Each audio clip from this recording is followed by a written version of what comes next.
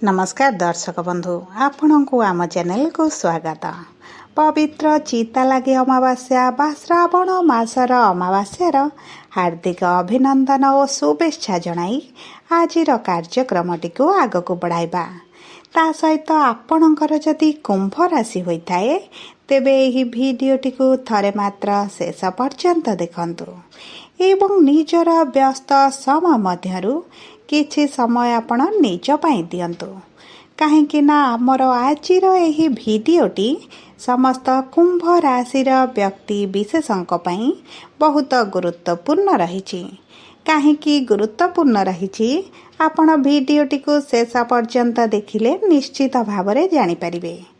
देखंतु आपणक कुंभ राशि रे एही चिता लगी अमावास्या बा श्रावण मासर अमावास्या दिन शुक्र आसीबे आपणकर पंचम भाव को जेउठारे गुरुंक सहित रही आपणकर शुभाशुभ फल को द्विगुणित करिवे।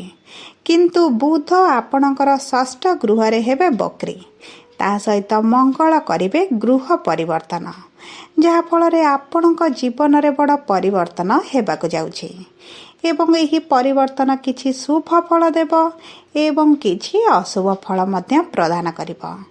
तेबे आसंतु जानिबा एही चिता लगी अमावास्या बा श्रावण मासर अमावास्या ठारू आपणक जीवन रे कौन सबु बड़ परिवर्तन हेबाको जाउछि। किंतु भिडियोटी आरंभ करिबा पूर्वरु जदि आपणकर भी कुंभ राशि होइथाए एवं आपण भी ईश्वर को आंतरिक भक्ति एवं विश्वास करती तेबे भिडियोटी को लाइक करंतु। कमेंट बॉक्स रे जय जगन्नाथ जय माँ लक्ष्मी अवश्य लिखि दियंतु। ता सहित आपणक मन रे जहाँ भी प्रश्न रही जहाँ भी द्वंद्व रही आपण कमेंट बॉक्स रे लिखि जणांतु। आमे आपणक प्रश्नर उत्तर देबा पई यथा संभव प्रयास करिवो। देखंतु विलंब हेले मध्य आपणक प्रश्नर आमे निश्चित उत्तर देबो। ता सहित दर्शक बंधु आम सह जोगाजोग करिबा पई भिडियोर मध्य भागरे एक व्हाट्सएप नंबर टी दिया जायछि जो नंबर साहाय्य आपण आम सह जोगाजोग करी निजर नूतन कुंडली प्रस्तुत करि परिबे, कुंडली विश्लेषण कराई परिबे किंबा आपणकर विवाह चाकरी व्यवसाय प्रेम संपर्क को नहीं किछि समस्या रहिछि ताहार सहजरे समाधान मध्य करि परिबे। सेतिपई आपण आम सह जोड़ी होई रुहंतु एवं व्हाट्सएप नंबर माध्यम रे आम सह जोगाजोग करंतु। एबे आसंतु जानिबा आपणक जीवन रे केउ बड़ परिवर्तन आसीबो एही प्रमुख ग्रह मानकर राशि परिवर्तन एवं चलन रे परिवर्तन रे। तेबे सर्वप्रथमे आसंतु जानिबा आपणक कुंभ राशि रे नवग्रहंकर स्थिति टी किभଳି रहिछि।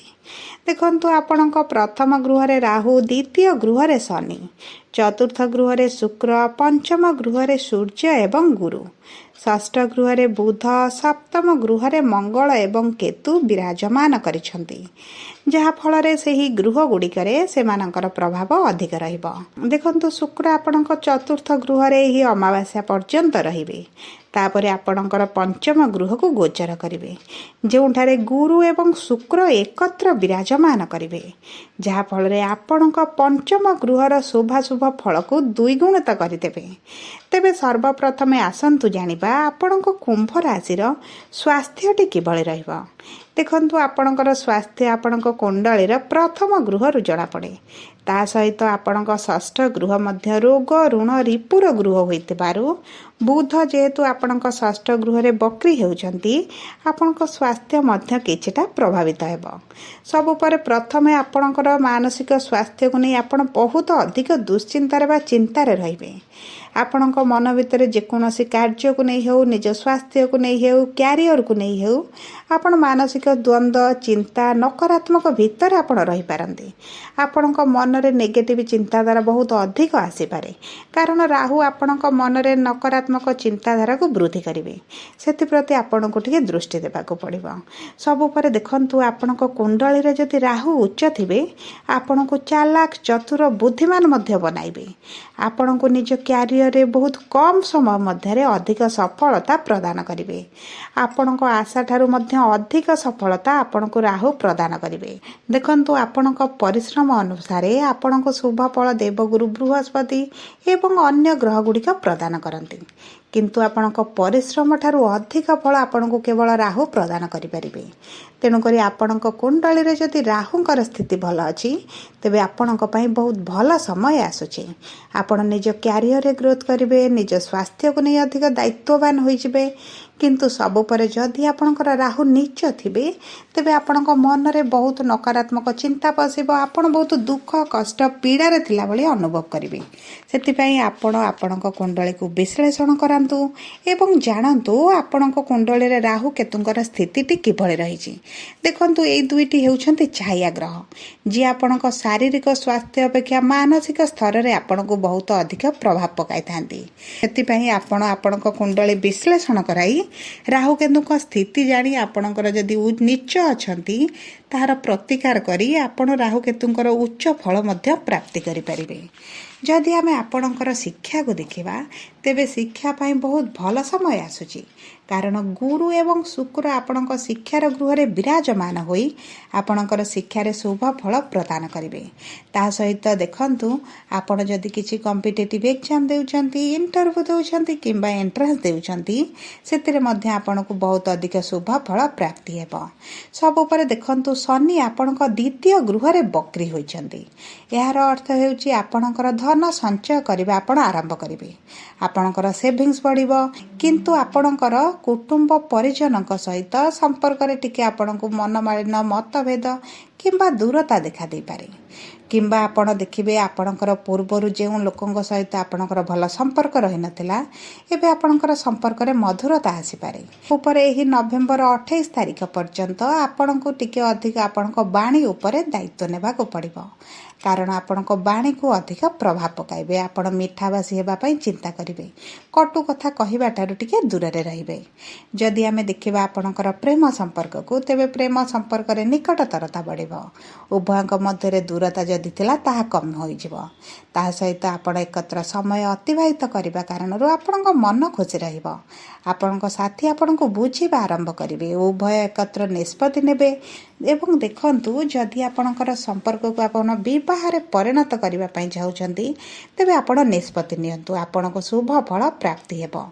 ଯଦି ଆମେ ଦେଖିବା ଆପଣଙ୍କର ବିବାହର ଯୋଗକୁ, ତେବେ ଦେଖନ୍ତୁ, ଆପଣଙ୍କର ସପ୍ତମ ଗୃହରେ ମଙ୍ଗଳ ଏବଂ କେତୁ ବିରାଜମାନ କରିଛନ୍ତି।